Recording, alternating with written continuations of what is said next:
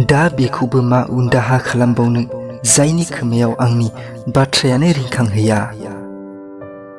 समायखौथ' हाजार लादोंमोन नों, दे बुं बैनिफ्राय मोनसे समाय जायखौ नों मावफुंदों।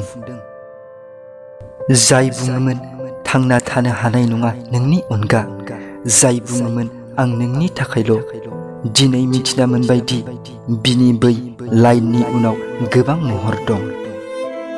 समायखिरा लायो जाय 7 जोनोमसिम आखाइ हमलांनो, नाथाय सम सफैनायाव 7 आगानबो बिजों थांफानो हाया।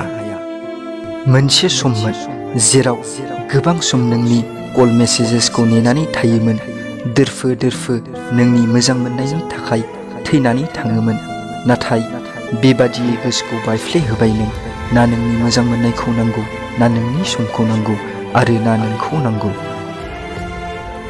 साजायना ला नों गावनि एटिट्युडखौ गावनि खर' सायाव। दा नोंजों बाथ्रा रायज्लायनायाथ' गोजान, नोंनि महर बोनाया। गाबगोन बै मानसियाबो सानसे जेब्ला आंखौ गुबुनजों गोजोनै थानाय नुगोन। फांथेना लाबाय आं गोसोनि दरजाखौ नोंनि थाखाय दा। बेयो आंनि गोसोसो, जेबो गेलेग्रा बुस्थु नङा जायजों गेलेबाय थानो सानदों। बियो बुङोमोन दि नोंथ' आंनि भगबानसो, बियो बुङोमोन दि नोंथ' आंनि भगबानसो। नाथाय बेखौ बुजिना मोनबाय आं जेब्ला मानसिफोरा भगबानखौ मोजां मोननाय नङा, जेब्लायबो बिनियाव बिनाल' नुना।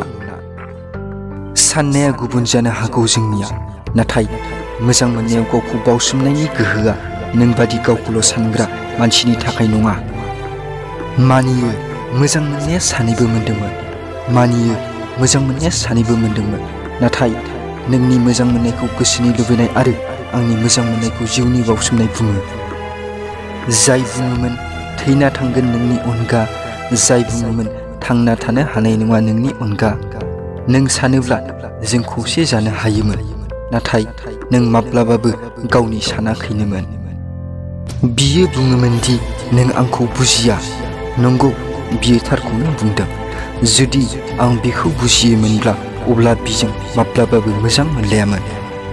जेब्ला सासे मानसिया बेबादि गोरोन्थिखौनो बार बार मावो जाय नोंखौ दुखु होयो, अब्ला बुजिना लादि बिनो नोंनि गोनांथि नङा, बियो नोंनिफ्राय जानगारनायसो लुबैयो।